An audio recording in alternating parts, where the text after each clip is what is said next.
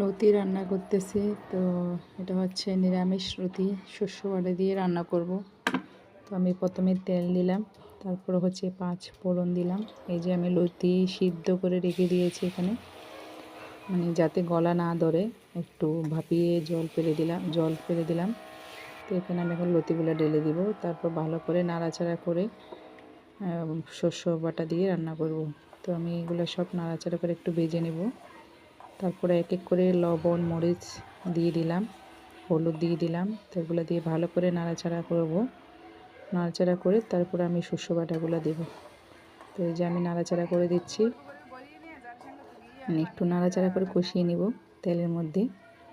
আর লতি যেহেতু আমি সিদ্ধ করে জল ফেলে দিয়েছি যাতে গলা না ধরে, তো তখন এই লতি প্রায় এখন আমি এখানে দেখো শস্য বাটা দিয়ে তারপরে ভালো করে নাড়াচাড়া করে শস্য বাটা দিয়ে আমি জল দিয়ে ঢাকনা দিয়ে দিলাম।